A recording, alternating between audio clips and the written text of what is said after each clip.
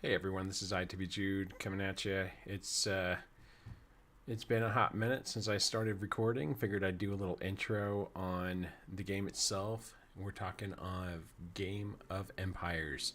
Been playing for a little while now. Couldn't tell you how long. I remember Christmas was somewhere in there, so probably sometime back in November, and it's February 22nd, so going on 4 months or so. Um, they came out with the PC version. Pretty simple layout here. Just figured I'd get you started from the get go. Press start.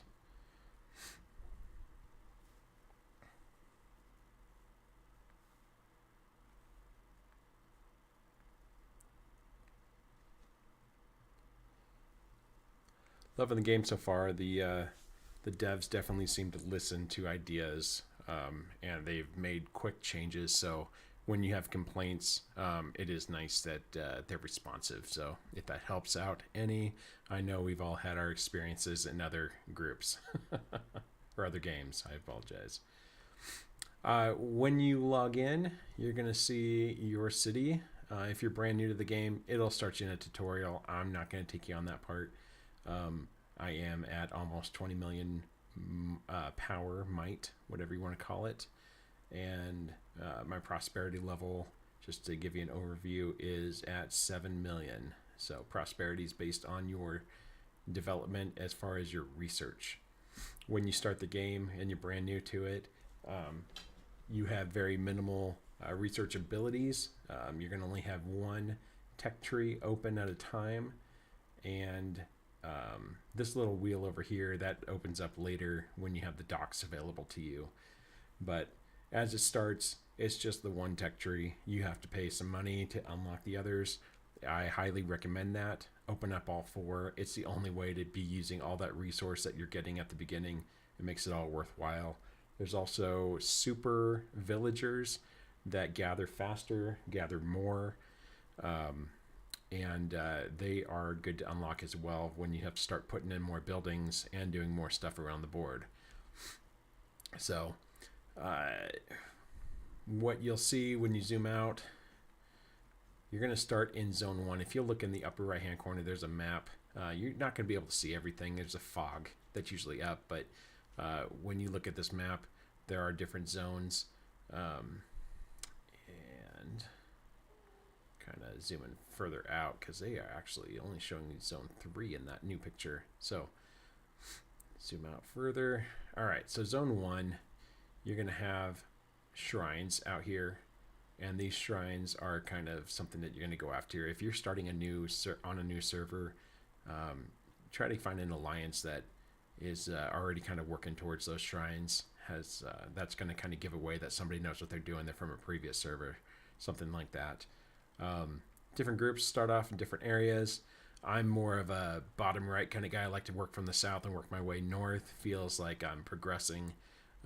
The team I'm with now, I was not with originally, and they started in the west, in this area here.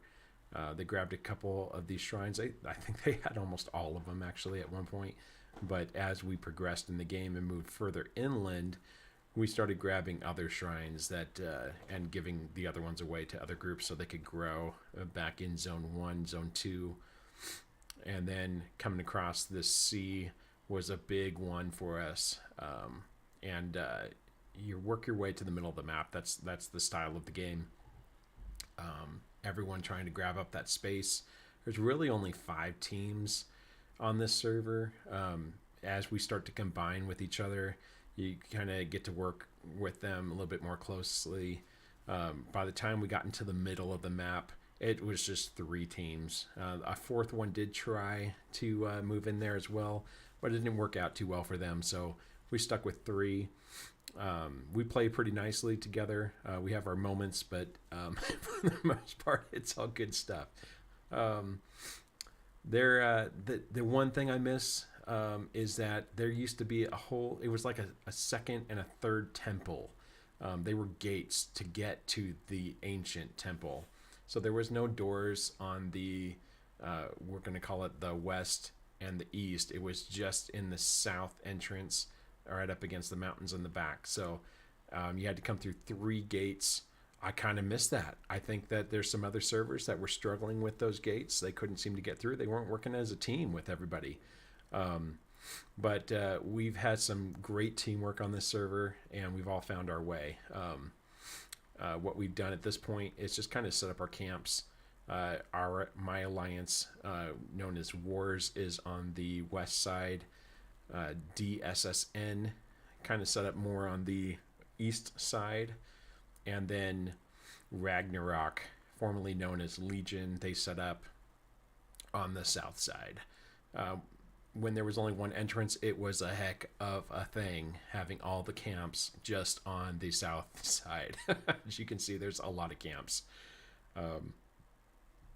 The temple being the main objective of the game, especially when you get into kingdom versus kingdom. But when it's just the one kingdom, everyone's trying to get in here. This kind of gives you rights to the whole server. There's some titles that can be handed out, and those titles give you some bonuses. Right now, I'm set up as the Marshal, 5% attack, 5 defense. Chancellor gets a 10% on research, and then if you are more of a farming kind of person, there's the Queen title, 10% each for collection. There's also some other titles that can be handed out. These all are helpful titles when it comes to different events during the week. And those events that come most often are set up on a calendar. And that calendar, there's a challenge spire. We just finished ours today. Had an amazing turnout. One of the best we've ever done. I'm really excited, really proud of the team. And then another thing that comes up every week are the ancient ruins. And these ancient ruins are kind of a pain in the butt. It's a King of the Hill style event. I'm going to take you over to a level 2 Stonehenge. This is where those ruins are. This box can never be owned. It's during the off time. For 1 hour, once a week, this is going to open up, and it's a random time. They never have the same set. This will open up, and one team will get to take out all the guardians that pop up around it, the computer guardians, destroy those, and then you own the space. You get some alliance points for that 1 hour. However long, the longer you can have it, the more points you get. Other teams, they can try to jump in here, and as soon as they come across this border, this is saying, it will say contested. And that means that there's another team in the space, you got to kill them. It doesn't matter if they're your allies, you drop them as allies, you get those points. You can re-add them later. King of the Hill is King of the Hill. So one alliance, especially when you start getting other groups around you. So we got like ISTI over here, Laddie. They don't have a Stonehenge they're surrounding. So they're going to go to the next closest one. DSSN has one right down here. They're kind of sharing that space with their farm alliance, DSSA. So, but I guarantee you DSSN takes care of that level 2. But Laddie, ISTI, they might want to jump over here. I think there was a little bit of action on the last one. I missed it, where they tried to jump over there, and it is so much fun when you can just fight and there's, no rules. Just hit them while they're there. So some other things, that challenge spire I mentioned earlier, that's somewhere your alliance leader can set up anywhere on the map.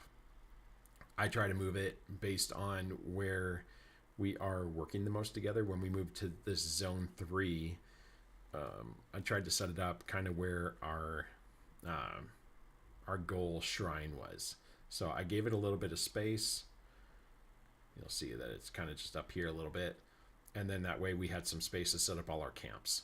Everyone surrounds it. You try to be as close as you can to it because it's 3-minute rally times, and you got to jump in there quickly. If there's people that are lagging behind that 3 minutes and they're going to stop us from starting our attacks on time, they'll either get booted from the alliance so that we can start those rallies, or you can kick them from your rally individually. The person running the rally can kick them, and that way it can get started on time. We had I can show you the points we got alliance wise. Pretty exciting. 393 million points, best we've ever done. DSSN being the second best on the server, real close to us, at 272. So 120 million points. I did a recording earlier and my screen was frozen. So I'm so angry, but great times. Came in fifth. I was hugging on to that number 5. Amazing, trying to steal it from me. And no way I was touching the top 4. So had a lot of good, powerful people on. Worked really hard on that one. The other thing going on later in the game is Kingdom versus Kingdom. This is what we're doing right now. And this is pretty exciting. The first one, not so great. We were put up against a server where a guy has spent basically, I'm going to guess about $150,000. It's an insane amount that he's invested, but he looks good. He has everything unlocked, and he logged in. There were times where we thought, oh, we got this, and then he'd log in and just throw up, a couple points, and we're like, oh, never mind. So, Leon, we're coming for you one day. But for right now, we're going against Lotharingia, and we are battling. You can see these points. This is just a stage 3 of 5. 508 million for Romagna, which is us, against that Lotharingia at 507.8. Like, we are neck and neck, and it has been so great. Showing you back stage 1. DSSN coming in first with 24 million as an alliance. Our server won the stage 1. Stage 2, Wars jumped up ahead, 53 million. DSSN with 39. And now we're in stage 3. These guys were neck and neck, Legion and Wolfstorm, and it has just been fun watching them battle all day. Whereas Slaughterhouse, we're just chilling in 3rd place. We're happy to let them have some fun with it. Total points, DSSN has pulled ahead today. Total points will matter a little bit, but really it's about the kingdom versus another kingdom. So the fact that DSSN is in first place does not bother me one bit, because we're on the same kingdom. So at the end of the week, the rewards that we're going to get leading into the final battle is going to be epic. We're all really excited, trying to plan it all out. Unfortunately, since this game is based not in the US or Canada, the time zones when the final battle happens, it's not really the best for the CST time zones. It's more of a UTC kind of style, picking in the middle of the day over there at UTC. So, but that is Kingdom versus Kingdom. It does reset daily, and that matters because there are quests that you have to do each day. It doesn't show you the quests already done, but each day you complete some quests, you open up some really nice cargo, you get some free gold, epic hero badges, and some free food and stuff, resources.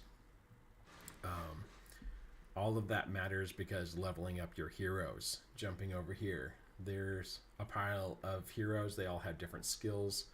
Some of them say leadership. Those are important. Find at least one that you focus on leadership. Cavalry is probably the quickest thing to unlock. So to be powerful early on, I would say go with something cavalry based. The hero that's the easiest to get cavalry is Edward. He's also good at garrison, which means staying home. Belisarius, also cavalry, and he's great at exploring, going after those barbarians on the map, which you do a lot of hunting. I've been kind of working on them. Joan of Arc is going to be your first gold one you're going to find. There's some pluses and minuses to this one because Joan of Arc takes a while to upgrade. There's usually another little box over here where you can take other badges that don't have a specific character that you can use towards any character you want. But Joan of Arc, it does not allow that. So if I jump over to this guy here, you'll notice I've got 22 that are open here, and I can just relabel them. Boom, they're Temujin. So I'm not going to do that right now because he needs 70, and I'm only going to come up with 43. I'd rather leave those available in case there's something else that comes up. But once you get all these 4 skill slots filled to 5s, you can awaken the hero, and that's going to give this little glowing thing around it, and it allows you to. Let me click on one of these here. Each level 5, 7, 9, 11. Those are the 1, 2, 3, 4, 13 at level 5, and awaken. Grab a couple more percentages. Each skill has something different, and there's more than just 4. So there's those 4, 5, 6, 7 of them here. Grab what you want. It's awakened. If you do it to a character that's not awakened, it'll be the level of whatever space you put it into. So I've got 5, 5, 5, and 3 down here. And I'm like, okay, well, let's throw this one in here in slot number 3. Hey, look, it's level 5. So grab the ones that you want, and make sure it's that you're setting it up to the best of your abilities. So again, cavalry based. If you're going after barbarians on the map or going after people, look for the skills that help you with those different style of characters. So what else we got? It's just a quick walkthrough, right? Your alliance. Pretty easy. I am the leader, so I see different things. You can see the times people were last online, a little green line dot if they're online right now. I showed you the calendar. Territory. If you're building, it'll show you what you've got available that you can build. We don't put a lot of the tower defenses up. We're kind of waiting for where those are going to be purposed better, instead of making them just sitting them out anywhere. But there's that challenge spire under basic buildings. Set that up. Get the team rocking and rolling on that one. There's also ancient wonders. You can put up all these different buildings. We started, I think almost everybody, the tech speed. Cathedral, that's a big one. I would say the second one we went with was Colosseum, and then so on and so forth. It's really just like, what does your team do? What are you good at? What are your shrines giving you? Because those shrines have different abilities to them. And then you're getting alliance points based on the territory that you have. Each one's giving you some bonus, so make sure you're checking and make sure that when you take a territory, whether it's food, lumber, stone, or iron, that you're trying to get some base stuff going, so that as you grow, you've got enough resources to keep building. And what I mean by those is these places here. See how there's a little symbol of a giant log on this one? Let me do one that's not even taken here. So just jumping right over to the side here, this says food village. So pretty obvious, that's food. If we needed more food, I would tag this. We'd build it, and we'd say, hey, we've got 6 open spaces. So I click it, build it, and then share that to the team so that they know I need some bodies over here, some villagers. Send them over. Let's get it done. It usually takes about 2 hours. You can get it down to under an hour if you have super villagers. Use the super villagers if you're in a contest for territory and you're trying to race towards something. You want to beat people, you use those super villagers. Anyone who didn't have a super villager, we kicked them for a minute because they weren't listening in the chat to recall their villager and send the right one to let somebody else who had a super villager get in. So I know it seems excessive, but when you're racing some teams that are up nonstop, DSSN, they filled up this space so fast, and we were on the clock to try to catch up because we were slow and we were out of resources. So get those resources. Your tech tree, probably the most important thing that I did not mention under the Alliance tab here. There's 3 different areas. There's development, territory, and war. War is great, but the early on stuff, this warehouse expansion, that's how much you can store. Your staging post, that's how many territory spaces you can have. You need that stuff. Some of these you can't upgrade to the next level until they're at least, the ones behind it are at least level 3. So remember that. I think the other team we were up against, DSSN, they knew that, and this was the tech tree. They worked faster than anyone else. So we're not even done. there's still one more, and we are in no rush to finish that right now. But it looks like it'll be quite a bit that we can unlock down the road. And then you've got your development, and this one here, expansion, how many people you can have in your alliance. So more people unlock at least those two. I don't believe there's any more. Yeah, it's just those two. So in order to get this one, you got to get these to level 5. So things like that. Thanks for watching. I'll send some more videos this way down the road. If there's something specific you want to see, please don't or feel free to message me or leave a